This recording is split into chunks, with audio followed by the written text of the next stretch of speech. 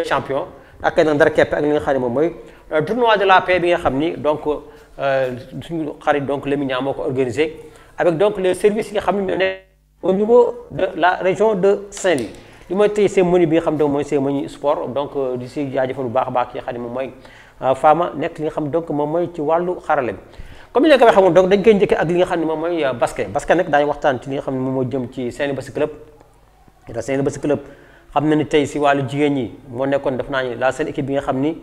donc moom moo desoon ci élite bi parce que xam na ni li nga xam ne moom mooy góor ñi donc wàcc na li nga xam mooy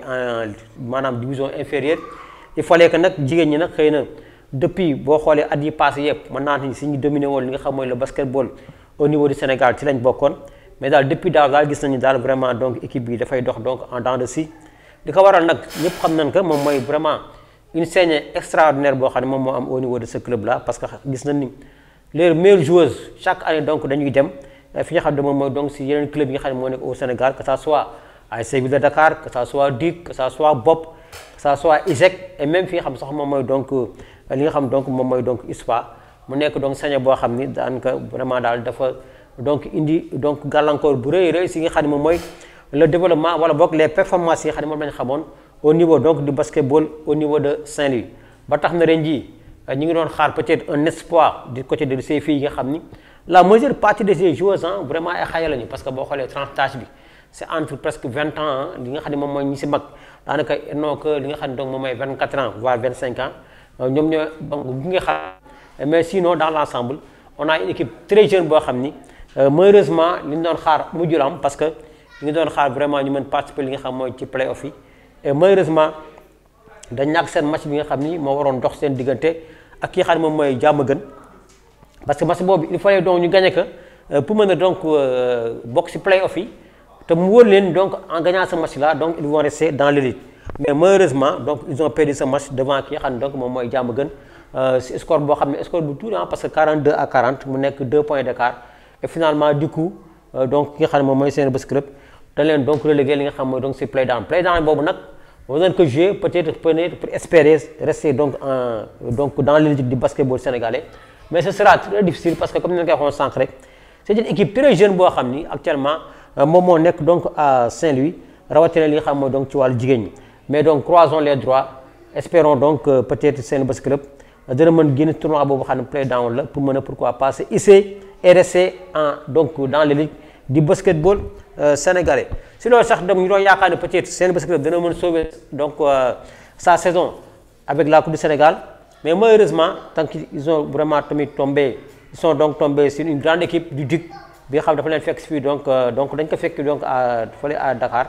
DIC mu ñu leen dóor par 70 à 47 mu nekk vraiment un score flot boo xam ni moom la Saint-Louis Basket Club jël li nga xam mooy kanamu DIC et du coup ils ont donc été éliminés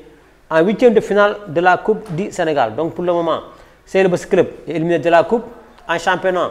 day jouer li nga xam ne play down yi mu nekk nag vraiment une tâche très difficile boo xam ni il faut vraiment tous les Saint-Louisiens se mobilisent pour accompagner cette équipe là vraiment pour que mu mën a rester li nga xam mooy dans les ligues mais en tout cas ce ne sera pas vraiment facile pour nga xam donc moom mooy équipe boobu donc di équipe bu Saint-Louis Basket Club bi peut-être man tamit xëy na li nga xam ne tamit ñu ne kasi bu tamit moom mooy vraiment le changement de coach en cours de saison xëy na loolu tamit vraiment ça a basculé donc si performance yi nga xam ni Saint-Louis Basket Club am na que au niveau donc du championnat et du coup non seulement ils sont donc dans les play-down mais tamit ils ont perdu li nga xam ne donc moom mooy les huitièmes de finale de la Coupe du Sénégal devant DIC 70 à 47 bu jógee donc au niveau local dañuy dem ba fa li nga xam mooy ci Rwanda nag te amoon na samedi passé li nga xam moo nekkoon la finale donc de Basket Africa League bi nga xam ni donc ñu ngi si li nga xam ne mooy 4e édition bi après 3 éditions yi nga xam ni d'abord ñu ngi ko organisé woon en 2020 en 2021 autant pour moi en 2022 et en 2023 et cette année en 2024 tamit ba léegi tamit fi nga xam ne moom mooy BK Arena Rwanda ñoom ñoo abrité li nga xam mooy la finale bi nga xam ni ren ji dañ si am nag ñeneen ñaari équipe yu bees parce que on a eu ki nga xam mooy Petro de Luanda bu Angola ak Al Ahli bi Libye ñaari équipe yi c'est la première fois ñu ñëw en finale parce que bu ñu xoolee ci donc saison yi passé en 2021 Zamalek moo ñëwoon finale moom moo ko jël en 2022 US Monastir moom moo ko jël et donc en 2023 Douane moo ko finale ak ki nga xam mooy Al Ahli bi Égypte mais ren ji on a eu vraiment deux autres équipes yoo xam ni yu bees la ñuy ñëw li nga xam mooy donc ci bël boobu mais ki nga xam mooy Petro Atlético de Luanda ak ki nga xam donc moom mooy Al Ahli bu Libye. Et donc à l'arrivée ki nga xam ne moom mooy donc Petro Luanda moom mujj gagné donc Al Ahli bu Libye par 107 à 94 mu nekk vraiment un score boo xam ni gën ñu ko gis si bël parce que c'est la première fois ci finale donc li nga xam mooy bël bi ñu atteindre li nga xam donc moom mooy la barre des 100 points parce que lii dafa ñuy fàttalee li nga xam donc moom mooy NBA ça veut dire que ainsi ça montre que chaque année donc ki nga xam moom mooy donc bël bi day gën a donc gagner en ampleur day gën tamit am un niveau plus relevé mu nekk loo xam ne vraiment dañu si tamit gërëm bu baax a baax ki nga xam mooy l'organisateur xam ne moom mooy Amadou Gallo Fall nekk un sénégalais pur donc li nga xam ne mooy pur sénégalais de teint bi nga xam ne donc moom moo organisé bël boobu parce que mën naa ne sax vraiment il a déplacé le basketball américain en Afrique parce que boo xoolee ci équipe bi nga xam ne mooy les clubs qui jouent ci donc tournoi boobu parce que day am li nga xam mooy tournoi donc préliminaire day am donc li nga xam mooy tournoi Sahara bi amoon na yaa semi le tournoi bi amoon à Dakar et finalement dernier donc tournoi bi moom moo amoon donc fële nga xam ne donc moom mooy fële ca Rwanda mu nekkoon final bi nga xam ni finalement mi ngi amoon diggante Petro Rwanda bi nga xam moom sax moo éliminé Douane parce que Douane boo xoolee si quart de finale yi mooy yéen équipe boobu donc par li nga xam ne moom mooy presque 20 points d'écart à la mi-temps ba ñëpp yaakaaroon ne peut-être xëy na cette fois-ci donc la Douane encore une fois va donc se qualifier pour la finale mais malheureusement si dernier quart-temps bi si la donc les Rwandais les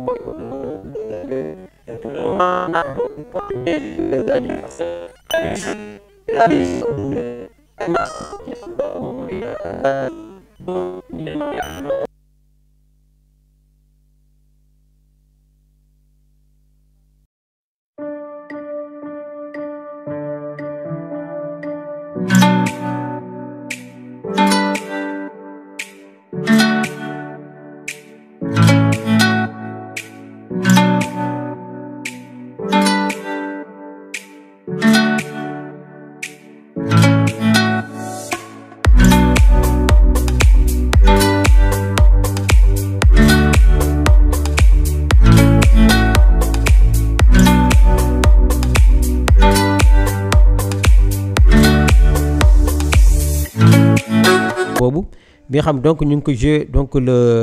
donc jeudi lañ ko joué moo nekkoon l'avant dernière journée parce que xam nañ dimanche yi passé on a joué donc li nga xam mooy l'avant dernière journée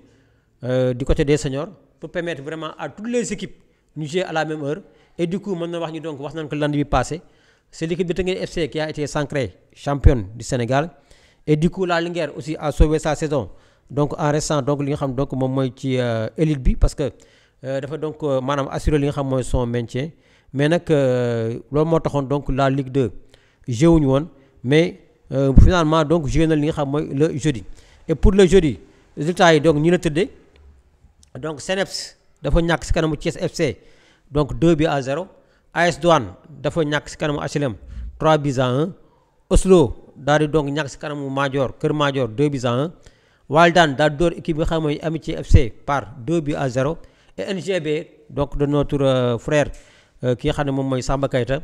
a perdu donc lourdement devant Duc Dakar Université Club par 3-1 AGEL bu Rufisque daal door Ndiambour bu Louga ñetti bal ci benn muy 3-1 et ki nga xam ne moom mooy RS Yoff daal di door Demba Diop FC 1-0 et du coup après donc journée boobu classement bi ñu la tëddee première Walidane avec 43 points deuxième Oslo FA avec 40 points moo jël deuxième troisième HLM 39 points et quatrième AGEL bu Rufisque donc ñoom ñeent ñooñu nag ñoom ñoo yéeg incha allah war jouer déwén en Ligue 1 donc li nga xam donc moom mooy avant peut-être la dernière journée et du coup ki nga xam mooy Kër Madior ak Demba Diop ñoom ñoo wàcc donc ils ont donc été relégués li nga xam donc moom mooy en National 1 bu fàttali tamit ba léegi tamit ci Ligue 1 professionnelle bi foofu nag am na ay changements parce que après donc les résultats yi nga xam ne moom la ñu am dimanche yi passé gis na donc ki nga xam donc moom mooy Mbour danañ xëccoo ak ki nga xam mooy Casa Sport pour rester en Ligue 1 mais avec donc les points yi nga xam dañ ko rétrogradé du côté de Jaraaf daa koy jox ki nga xam ne moom mooy Mbour si benn match boo xam ne moo leen opposé woon finalement Mbour donc dafa jël points yoo xam ne da ko permettre donc mu rester en Ligue 1 et du coup maintenant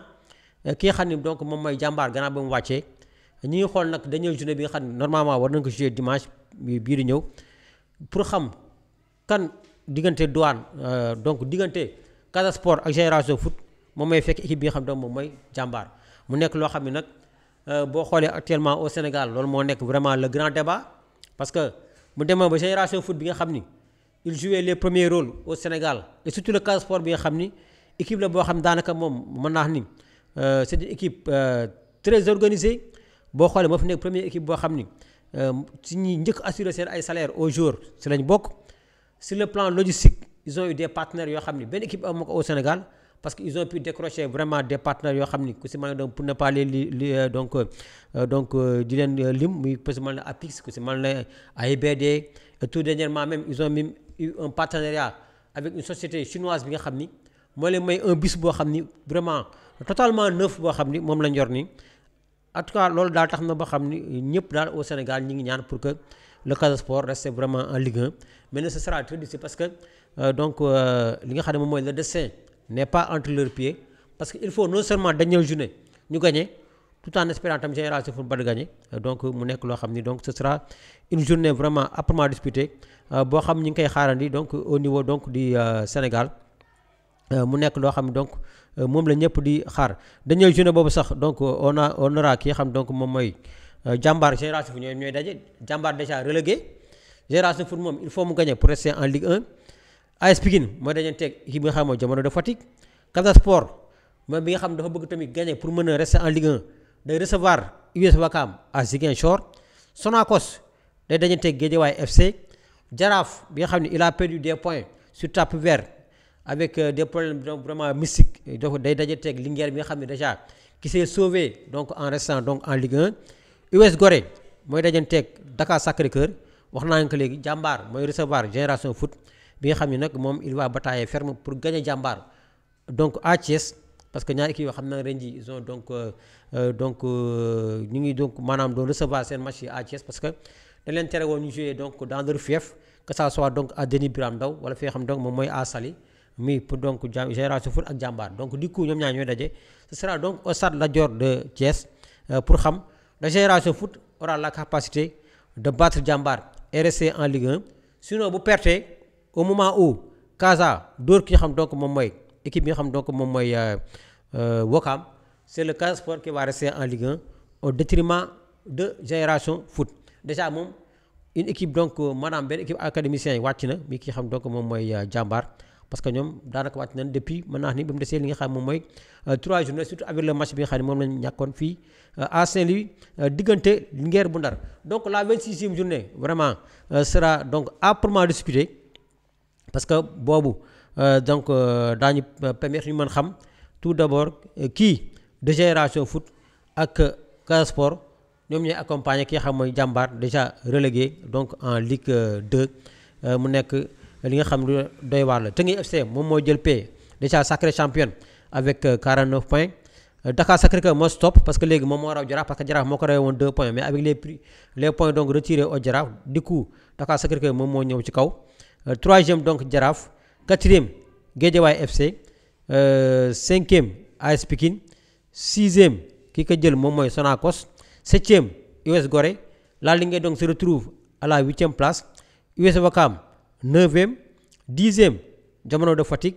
11e Génération Foot bi nga xam ni elle va donc batailler ferme pour rester en Ligue 1 12e Stade Mbour bi nga xam ne ñu ngi doon peut-être yaakaar ni moom tamit il faut mu batailler jusqu'à la dernière journée pour me rester en Ligue 1 mais finalement avec donc les points yi nga xam ne gagné na ko donc si tapis vert seen diggante Jaraaf donc ils ont pu donc dem li nga xam mooy si kaw parce que léegi ñoom ñoo jël place Génération Foot parce que maintenant ils sont 11e donc si place Génération Foot 12e donc Génération Foot 13e Casa Sport et enfin Jàmbaar bon dernier qui est donc déjà relégué en Ligue 2 pour la saison prochaine donc loolu mooy donc la situation donc li nga xam ne moom mooy au niveau donc de la Ligue Pro au Sénégal que ça soit en Ligue 1 ak tamit li nga xam ne moom mooy la Ligue 2 dañu ñëw ci footballu jigéen ñi parce que xam nañ ni donc Dakar mi doon abrité li nga xam ne moom mooy tournoi IFOA bi nga xam ni amoon na fi nga xam donc moom mooy fii ci Thiès rawatina fi nga xam mooy stade Lat Dior foofu nañu gis nag Sénégal sa cappaandaw ga moom mujj door raay gi ndaxte moom moo door en finale l'équipe donc de Guinée-Bissau sur le score de 3-0 ñu gis vraiment une équipe boo xam ne bu Sénégal boo xam ne vraiment elle a marqué les esprits parce que l'équipe du Sénégal a réussi mën naa ni un carton plein parce que elle a joué tous ses matchs ñàkk si benn match am yëpp da ko gagné donc yëpp donc surtout ay score flow yoo xam ne dóor na ko fa et du coup l'équipe donc a été sacrée championne donc IFOA donc 2024 même boo xoolee aussi en 2023 moo ko jëloon mais ren di dafa ñëw encore daal di garder li nga xam mooy donc son titre de championne au détriment donc de équipe bi nga xam ne moom mooy Guinée-Bissau bi nga xam ne moom moo donc surprendre li nga xam mooy l'équipe libérienne en demi-finale daal di koy donc door au tir au but après un temps réglementaire 2 buts partout et en finale vraiment une très belle finale boo xam ni gis nañ ko fa donc c'est le Sénégal qui a remporté li nga xam mooy tournoi boobu daal door équipe bi nga xam donc moom mooy Guinée-Bissau sur le score de donc 3-0 avec donc surtout nag ñoom donc daal fay ràññee une joueuse boo xam ni boo xoolee moom c'est une gardienne de but parce que actuellement sax elle est en regroupement avec l'équipe nationale donc senior chez les filles foofu nag gardienne la fa mais chez les petites catégories daanaka moom mooy jouer tournoi bi yëpp donc en position de 9 maanaam avancante et elle seule elle a marqué li nga xam mooy 4 buts ki nga xam ne moom mooy meilleure buteuse donc Jackson la bu Libéria moom moo ko raw ak li nga xam donc moom mooy 5 buts mais sinon moom en tant que gardienne elle a terminé 2e derrière donc Jackson avec 4 buts et du coup le Sénégal donc est sacré champion donc si IFOA IFB boobu daal di donc conserver son titre devant l'équipe de Guinée-Bissau sur le score de 3-0 dañuy des sambale itam si wàllu jigéen ñi parce que xam nañ ni Sénégal si wàllu senior ñoom ñi ngi préparé seen CAN si loolu nag li nga xam ne moom mooy dimanche passé ils ont donc joué li nga xam mooy match bu amical de préparation seen diggante ak Afrique du Sud nag ñu fàttali moom mooy l'équipe championne d'Afrique parce que ku tax bi passé donc ñoom ñoo ko jëloon Sénégal moom demoon na ba quart de finale mais ren ji vraiment ki nga xam mooy Mame Moussa Cissé vraiment elle veut non seulement aller à cette coupe d'Afrique là avec des ambitions plus hautes parce que non seulement bëgg na bi nga xam mooy en finale mais pourquoi pas remporter donc ce trophée bi nga xam ni moom la ñëpp donc di convoité gannaaw donc bi ko senior yi jëlee si rawatina si wàllu donc góoriñ donc du coup si match amical boobu nag contre Afrique du Sud bi nga xam ne moom mooy champion d'Afrique le Sénégal donc s'en est sorti avec un match nul un but partout mais fekkee sax xëy na Afrique du Sud moom mu ne woon largement donc longtemps donc durant tout presque mën naa ni 95 minutes wala boog 90 minutes et maintenant donc à 5 minutes de la fin c'est les donc équipe daal di mujj égaliser sur un penalty donc transformé kaay xam ne moom mooy Mbayang muy xam ne le défenseur bi nga xam ni wala boog la défenseuse bi nga xam ne donc mi ngi évoluer au niveau donc de donc Marseille gis nañ tamit si sélection bi vraiment Mame Moussa Cissé bi nga xam ni moom moo nekk directeur bi wala boog moo nekk donc l'entraîneur def na ay visite de prospection à l'extérieur parce que gis nañ ko dem na fi nga xam ne moom mooy en Europe il a fait vraiment pas mal de clubs yi nga xam ne ay sénégalais ña nga fa décoré fa donc ay joueurs yoo xam ne indi na leen li nga xam ne donc moom mooy si équipe bi pour mën a vraiment am une équipe très homogène pour mën a donc def une participation non seulement honorable mais très très honorable donc si CAN bi nga xam ni war na démarrer donc prochainement donc du coup vraiment mën naa ni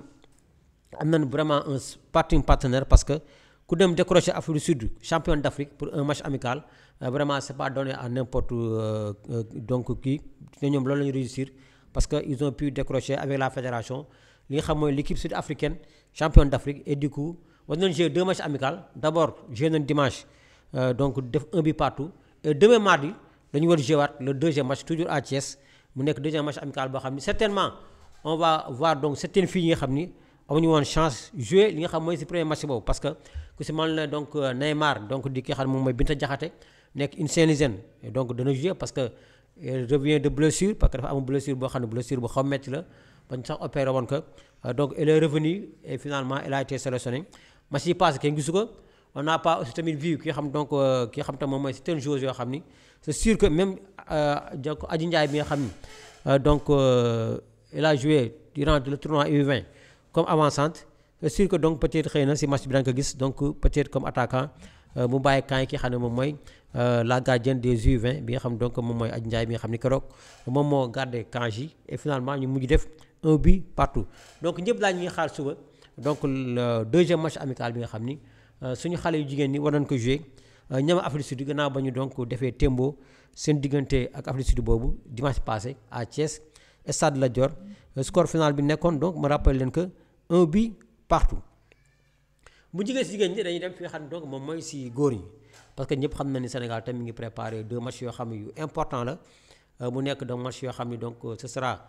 donc pour le compte des éliminatoires de la coupe du monde 2026 Sénégal war fi am 2 matchs benn bi à Dakar maanaam stade Abdoulaye Wade et du coup depuis dimanche passé les joueurs donc sont en regroupement fa li nga xam ne donc moom mooy à l'hôtel Radisson Blu foofu nag ils avaient démarré le dimanche avec peut-être une équipe composée de 19 joueurs parce que am na joueurs yoo xam ñëwaguñu woon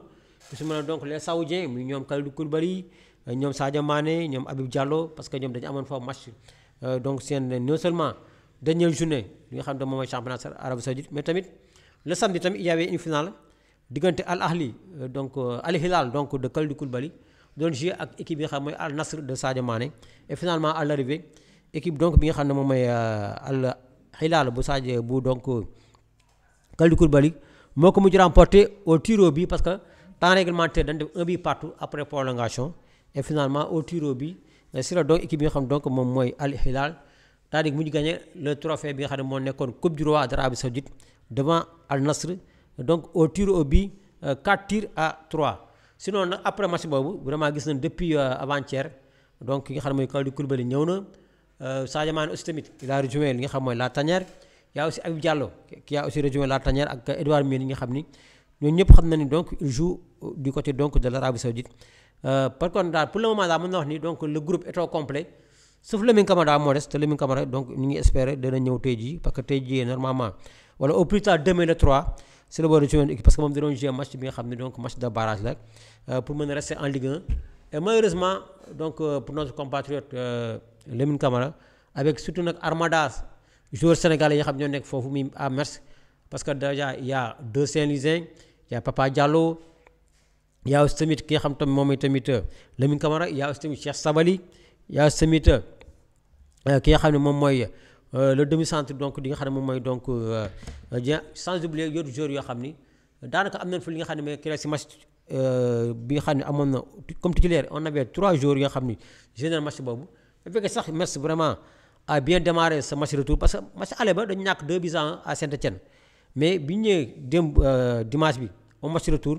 il fallait non seulement gagner mais tamit ne pas encaisser de but et finalement donc ils ont donc fait match nul 2 buts partout boo xam ni da leen éliminé du coup wàcce leen li nga xam mooy en Ligue 2 et malheureusement même fekkee sax on a vu vraiment un très gros match donc de ki nga xam ne moom mooy Lamine Camara parce que moom moo njëkk ouvrir score bi déjà à la 15e minute après expulsion donc Papa Diallo à la 5e minute peut-être ñu naan xëy na vraiment c'est de bon augure pour Metz ñu dem ba à la 25e minute Metz am un deuxième but sur penalty et à 2-0 à la mi-temps peut-être xëy na ñëpp yaakaaroon ni peut-être xëy na les carottes vraiment sont cuites mais bi ñëwee donc en début de deuxième mi-temps donc Saint-Étienne a réduit le score à 2-1 et après loolu nag les deux équipes étaient vraiment à égalité parfaite parce que ñii dañ leen dooroon 2-1 et donc début deuxième mi-temps bi c'était dem 2-1 donc il fallait peut-être dem ba cappaandaw ga match bi mu jeexee temps réglementaire mu jeexee 2-1 bu ñu demee ne prolongation yi foofu nag vraiment mën naa ni un autre Sénégalais s'est illustré parce que Ibrahima Wadji ñëpp xamoon nañu que il a joué en coupe du monde U20 il a joué tamit une CAN avec les U20 avec le Sénégal finalement il est parti donc fële d'abord en Pologne après mu dem fi nga xam donc moom mooy fële ca donc maanaam fële ca Saint-Étienne mais nag boo xoolee ren ji sax li mu joué barewul parce que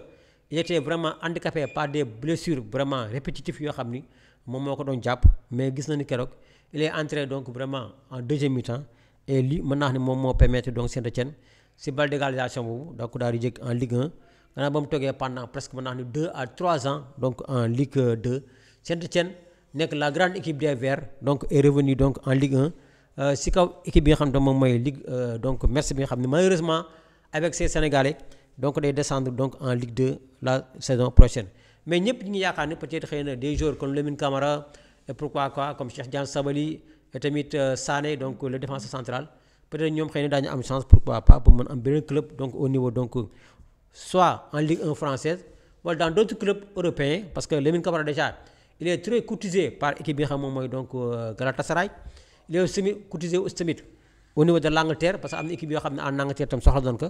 de même que tamit yeneen joueurs yoo xam ni peut-être xëy na bu ñu amee vraiment agent bu baax mën nañu bañ vraiment bañ rester en Ligue 2 avec Metz comme ni ko Ismaïla Sarr defee woon parce que gis nañu bi équipe bi wàccee en Ligue 2 il a été donc vendu donc en Angleterre d'abord à Watford avant muy dem fi nga xam donc moom mooy donc fële donc maanaam fi nga xam mooy donc Wolverhampton en tout cas daal mu nekk daal loo xam ne ñi ngi ñaan pourquoi pas donc ces jours là ñu mën a jóge li nga xam mooy en Ligue 2 pour mën a vraiment donc mën a seen talent fële nga xam mooy donc en Ligue 1 professionnel que ça soit donc en France wala donc ailleurs en Europe et surtout nag muy Lamine Camara bi nga xam ni ñëpp xam na ni vraiment il a donc la carrure mën jouer fu ko neex vraiment dans une équipe européenne comme ni nga ko fekkee sax xam na ni il est très courtisé donc par l'équipe de Galatasaray du côté de la Turquie donc loolu moo nekkoon donc pour match de barrage boobu fenêtre la woon rek pour donc évoquer li nga xam mooy le cas de Lamine Camara bi nga xam ni normalement demain la war rejoindre la tanière parce que moom rek moo descend sinon tous les 25 jours sont en place même Sadio Mané donc il a donc retrouvé le groupe mais nag la mauvaise information bi ñu am tey jii donc en venant donc au studio moom mooy le forfait de Sadio Mané bi nga xam ni nee na donc du jouer 2 matchs yi nga xam ni moom la Sénégal war a jouer d'abord le 6 contre RDC à Dakar au stade Maître Abdoulaye Wade et le 9 à Nouakchott contre la République islamique de Mauritanie parce que dafa indaale blessure moom la indaale donc tanière bi parce que donc dafa am benn genou donc dafa il a senti donc vraiment quelques donc inquiétudes au niveau de son genou et donc bi gaa yi defee démb daal li nga xam mooy donc diagnostic si IRM yi il s'est trouvé que dafa am benn lésion bu ndaw si donc genou bi et du coup il faut mu reposer au minimum pendant 15 jours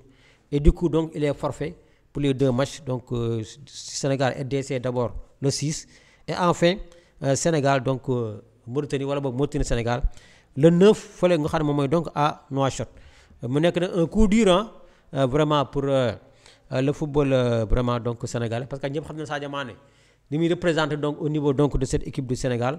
parce que yaakaar naa ne moom il fait partie mën naa wax ni presque des cadres de cette équipe là avec les Gana Gueye avec les Kalidou Koulibaly avec les Pape Gueye yi nga xam ne même fekkee sax fraîchement la gars yi ñëw mais ils sont devenus donc vraiment des cadres de cette équipe là sans oublier ki xam ne Adolphe donc Edouard Mendy en tout cas mu nekk comme ni nga xam vraiment nouvelle boo xam ni les Sénégalais vraiment l'ont accueilli avec vraiment un cœur meurtri parce que des matchs du Sénégal sans Sadio Mané vraiment donc barawul li muy am même fekkee sax xëy na on a joué sans lui en coupe du monde mais xam nañ tamit ñuy joué sans Sadio Mané dans cette équipe li muy peser parce que moom à lui seul mën naa xam ni presque il peut emporter 3 à 4 défenseurs parce que dañu koy bàyyi xel bu baax a baax et du coup il va laisser donc des boulevards pour les autres attaquants que si mën na ñoom Ismaïla Sarr que si mën na ñoom Iliman Ndiaye que si mën na ñoom Nicolas Jackson ñoom Habib Diallo et tout dernièrement donc Chérif Ndiaye bi nga xam ni il a été convoqué donc par ki nga xam mooy donc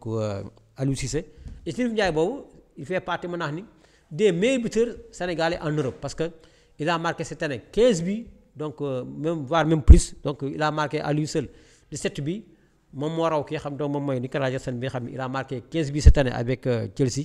mais ki nga xam ne moom mooy donc Chérif Ndiaye c'est sa première convocation parce que c'est un joueur bi nga xam ne donc mi ngi évoluer fee donc au niveau donc de la Suisse moom mag bu ñu doon ko woo te ñu ngi xaar moom lu bare parce que mi ngi joué fa nga xam ne Partizan de Belgrade et il a même joué donc ren jii donc en Europa League et ñu bëri gis nañ que ren jii son vraiment rendement dans cette équipe là et du coup il a été donc appelé te yaakaar naa ne moom bu fekkoon Sadio Mané il peut donc vraiment donc am lu bare si attaque bi mais nag on va jouer encore une fois sans Sadio te yaakaar naa tamit di tamit xëy na yàgg na jouer sans Sadio mais nag équipe Sénégal avec Sadio Mané équipe Sénégal sans Sadio Mané vraiment am na donc benn différence bu bare boo xam am na si mais fekkee sax on a donc ñoo xam ne mën na ko remplacer et pourquoi pas appeler des joueurs comme pourquoi pas Amadou Diouf wala boog ñeneen ñoo xam ne mën nañu jël vraiment sa place parce que ñëpp gis nañu daal vraiment donc au niveau du Sénégal peut-être le futur remplaçant donc wala boog le futur donc maanaam dauphin donc de Sadio Mané moom mooy Amadou Diouf même fekkee il n'a pas été appelé donc sur regroupement bi mais avec la blessure de Sadio Mané c'est sûr que parce que mi ngi woon si réserve yi c'est sûr que donc ki nga xam ne moom mooy donc Aliou Cissé peut-être dana ko woo en renfort pour que mu mën pallier cette absence donc de Sadio Mané bi nga xam ni donc l'information est tombée sànq avant ñu ñëw studio parce que donc il ne va pas participer aux 2 matchs que ça soit contre RDC le 6 muy jeudi donc match bi à Dakar au stade Abdoulaye Wade et le 9 à Mauritanie mu ne 2 matchs nag yoo xam ne c'est très important parce que c'est sûr que Sénégal bu gagné 2 matchs yooyu donc dana am vraiment mën naa wax ni donc une large wala boog benn écart bu rëy parce que déjà le Sénégal 4 points la am moom mooy jël pecc poule parce que dafa gagné woon fii Sud-Soudan donc mois bee ñu génn par 5 buts à 1 et dem fa li nga xam mooy à Lomé ñu la Togo foofu 0 bi partout et ñi ngi xaar nag pourquoi pas match bi muy 2 matchs yi d'abord contre la RDC bi nga xam ne ñëpp xam ne ren jii il a été demi-finaliste ci CAN bi nga xam moom lañu génn en Côte d'Ivoire parce que il a même été éliminé par li nga xam mooy donc moom mooy la Côte d'Ivoire avant donc Côte d'Ivoire donc di mu jël li nga xam mooy trophée boobu donc si nga xam mooy CAN bi nga xam ni mujj na ko jël devant le Nigeria en tout cas une belle équipe vraiment donc de RDC bi nga xam ñi leen di xaar avec le star Chancel Mbemba bi nga xam sax ñi naan peut-être xëy na même moom tamit dafa nekk tamit si ay méforme parce que tout dernier match yëpp jéewul parce que il a été donc blessé mais peut-être xëy na entre temps il a été donc vraiment donc pris en charge par les dirigeants de RDC parce que pion essentiel la pour équipe donc RDC bi avec des joueurs yi si ay ñoom Wassa ñoom ñëpp joueurs la yoo xam ni il faut ñu bàyyi leen xel bu baax a baax si match bu ñuy jouer mais nag yaakaar naa le Sénégal vraiment a le potentiel pour mën a vraiment donc imposer wu donc à Dakar seen diggante ak équipe bi nga xam donc moom mooy RDC avant donc ñu def li nga xam mooy seen déplacement en Mauritanie foofu nag ce sera un match très difficile parce que déjà les Mauritaniens ñoom xalaatu sax seen match contre Sud-Soudan ñoom déjà ils préparent le match contre le Sénégal parce que xam na ni c'est un match entre mën naa ni Sénégalais et Sénégalais parce que boo xoolee équipe Mauritanie boobu déjà il y a 4 Sénégalais yoo xam ne si équipe bi il y a le gardien Niass il y a tamit ki nga xam ne Pape Ndiaga Yade qui a résumé tout dernièrement le groupe il y a aussi tamit Pape Mi Wade moom tamit Pape Ibnou Ba qui est aussi tamit Saint-Louisien il y a tamit Khadim Diaw moom tamit c'est un Saint-Louisien actuellement si équipe bi donc il y a mën naa xam ne presque 3 Saint-Louisiens yoo xam ne ñoom ñoo fay football ak le gardien bi nga xam ne donc il vient donc de Kaolack même il a été même donc le gardien donc de l'équipe U20 ci Coupe d'Afrique bi ñu génn mais nag il a préféré vraiment donc continuer à monnayer ses talents wala boog a donc choisir li nga xam mooy la nationalité mauritanienne comme l'a fait Pape Ibnou Ba comme l'a fait Pape Ndiaga Yade et comme l'a fait aussi tamit ki nga xam ne moom mooy tamit donc tout dernièrement ki nga xam mooy doom Khadim Diaw donc mu nekk match boo xam ni d'abord il faut Sénégal donc sécuriser wu d'abord à domicile essayer donc de gagner l'équipe donc de RDC avant donc muy def ce déplacement très périlleux en terre mauritanienne pour war dajanteeg les Morabitoun donc de la Mauritanie donc match boo xam ni ñoom ñi ngi koy xaar bu baax a baax même fekkee sax en temps ils vont jouer d'abord contre Sud-Soudan bi nga xam ni actuellement mën naa ñu donc dafa cartonné parce que si seen ñaar match yu génn yëpp ils ont eu deux victoires mu nekk loo xam donc lu am solo la donc bu ñu jógee li nga xam mooy si en Afrique on va donc prendre l'avion et aller donc en Europe pour parler de la Ligue des Champions bi nga xam ni la finale s'est jouée avant-hier samedi avec le sacre encore une fois de Real de Madrid qui a encore remporté li nga xam donc moom mooy mën naa wax ni son 15e trophée donc li nga xam ne di champion bi nga xam ne jël na ko au détriment de équipe bi nga xam ne Dortmund parce que à l'arrivée ki nga xam donc moom mooy donc Real de Madrid moom mujj dóor équipe bi nga xam donc moom mooy maanaam Dortmund par li nga xam ne moom mooy 2-0 avec des buts donc de Bellingham et da nga xam ne moom mooy Vinicius si loolu nag mën na wax ni donc Real Madrid dafa remporté li nga xam ne moom mooy 6 des 11 dernières Ligue des Champions parce que d'abord en 2014 jëloon na ko en 2016 tamit moo ko jëloon daal di koy tegle en 2017 ak 2018 ñëwaat en 2022 daal di koy jël ren jii nag en 2024 te mu jëlaat ko donc du coup mën naa wax ni donc si 15 trophées yi nga xam ni Real jël na ko en tout cas jël na si li nga xam mooy donc 6 donc des 11 derniers Ligue des Champions mu nekk loo xam ne vraiment donc lu exceptionnel la lu nekk loo xam tam lu rëy a rëy la du coup mën na wax ni donc les derniers vainqueurs de la Ligue des Champions moom mooy d'abord en 2013 on avait le Bayern de Munich en 2014 Real de Madrid en 2015 Barcelone moo ko jëloon en 2016 tamit Real moom mooy ñëwaat en 2007 wax naa ne que léegi moo ñëwaat ay en 2018 en 2019 avec l'épopée de Sadio Mané moom ñoo ko jël avec Liverpool en 2020 Bayern de Munich moom moo ko jël en 2021 Chelsea moo ko jël avec un grand Edouard Mendy en 2022 Real ñëw jëlaat ko en 2022 Manchester City donc daal koy jël ren ji en 2024 Real donc daal di ñëwaat daal di jëlaat li nga xam ne donc moom mooy cette Ligue des Champions mu nekk vraiment Ligue des Champions boo xam ne daal encore une fois on a assisté à une très très très belle finale et finalement remportée par li nga xam mooy Real même fekkee sa Real peut-être xëy na mën naa wax ni peut-être les joueurs de Dortmund vraiment ont manqué de chance parce que boo seetaanee premier mi-temps bi ils ont vraiment longtemps dominé cette première mi-temps ils ont même eu 2 occasions wala même voire 3 parce que à la mi-temps de cette finale là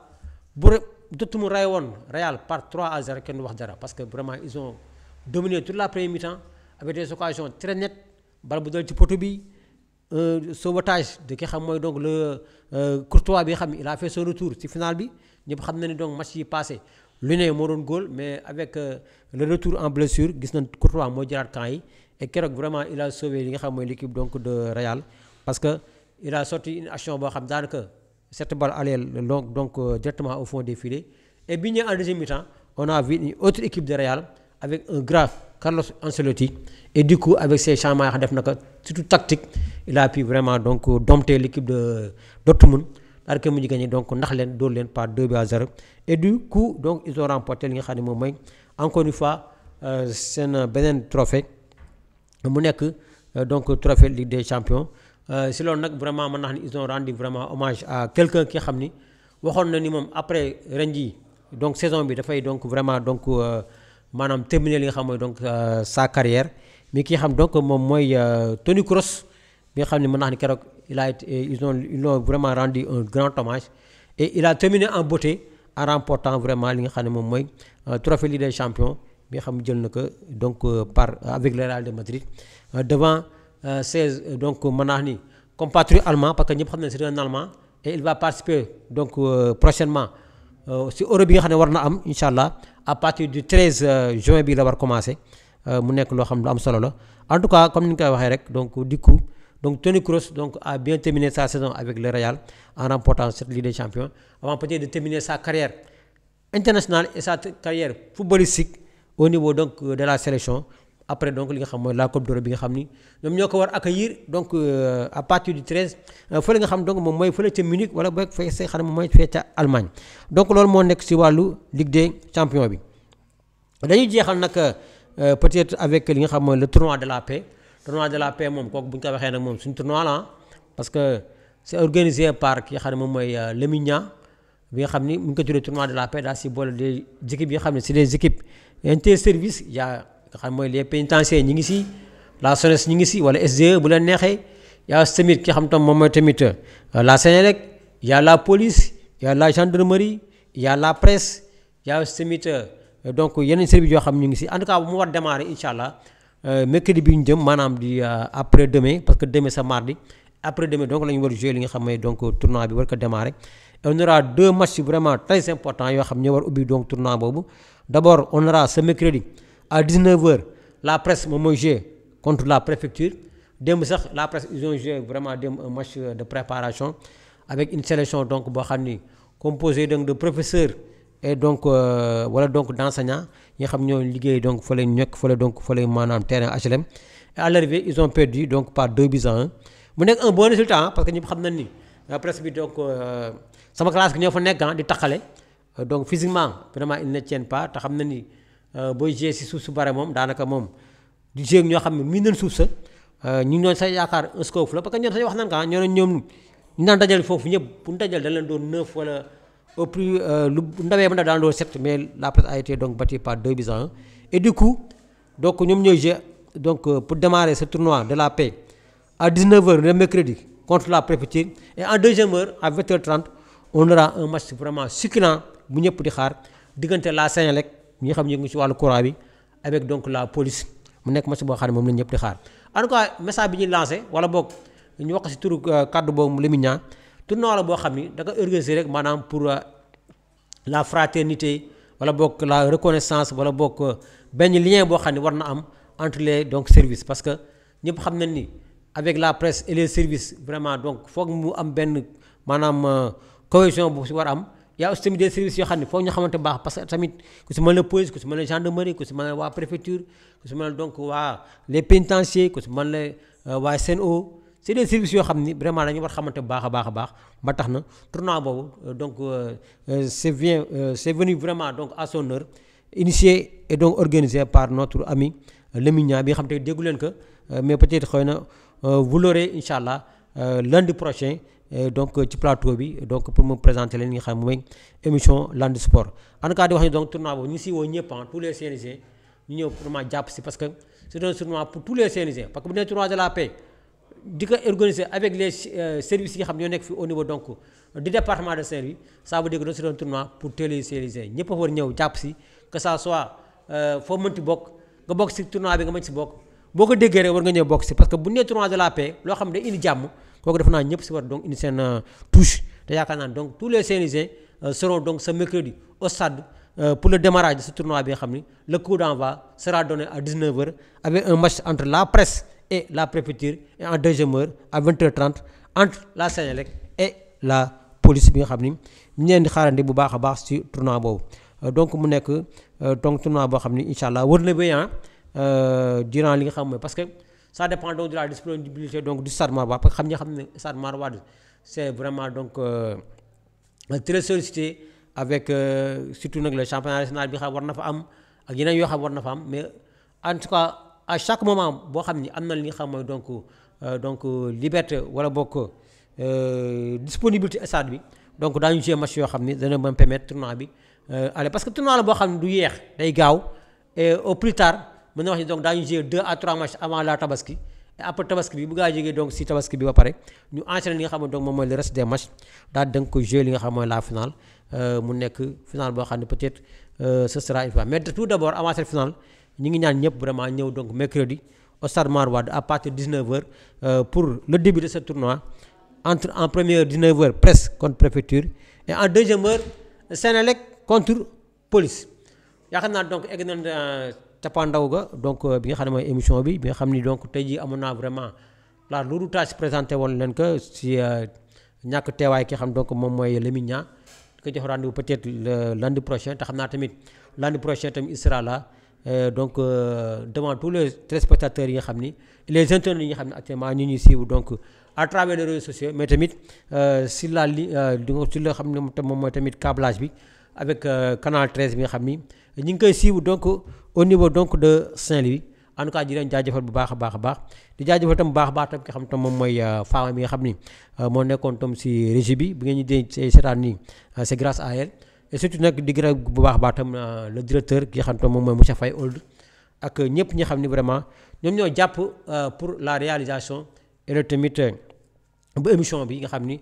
maa amoon donc la lourde tâche de le présenter donc seen xarit donc seen natango Adama Sall leen jox rendez-vous incha allah lundi prochain pour une nouvelle émission de Lundi Sport d'ici là ñi ngi ñaan ñëpp jàmm salaam et tamit di souhaiter ñëpp ñi xam naa ne temps yi moom gars yi moom Fama ñi ngi dal li nga xam ne moom mooy xaru tabaski bi ñi ngi naan ñëpp daal ku amagul xaru tabaski daal yàlla nga am xaru tabaski xam naa ñëpp moom temps yi moom mooy seen rêve moom waaw am xaru tabaski mais nag di wax ñu nag tabaski rek la day jàll li ñu naan def loo mën wax loo mën boo tëddee nelaw tabaski kese la benn jour la wala bu yàggee ba yàgg ñetti jour la donc farata yi moom mooy maanaam nga tuur deret bu la nee tuur deret nag c'est pas obligatoirement da nga war a am nga dam xar wala boog da nga war a am maanaam li nga xam ne moom mooy xar bu colossal pour moi mais comme ni nga tuur deret kese la kon daal ku nekk la la yàlla wërsëgal yam ci bañ leb wala dugg si loo xam ne après bu tabaski passé ngay nëbbatu wala boog ñu lay poñe naan la fay ma sama xaalis ak yu ni mel en tout cas ñi ngi ñaan ñëpp vraiment te incha allah yàlla dana ko rafetal yàlla dana jox ñëpp xar ku nekk daal xar ma la yàlla jox bu jour ba raa si donc sant sa borom jaamu si yàlla après am sa jàmm ak salaam mais dugg si loo xam ni mooy loolu genre ndaw ko ndaa gi wala boog sama mbokk sëyeen yi après nag tabaski yi passé nag ngay daw di làqatu dara jaru ko en tout cas ñi ngi naan ñëpp vraiment yàlla na yàlla donc xéewalalu ay xéewal yoo xam ni daañu mën donc vraiment donc def seen tabaski donc si dans les plus grands donc de l'art daa jëfale bu baax a baax a baax dox nañu incha allah lundi prochain avec toute l'équipe Lamine Niang et les autres pour seen nouvelle émission Lundi Sport d'ici là portez-vous bien et à la semaine prochaine.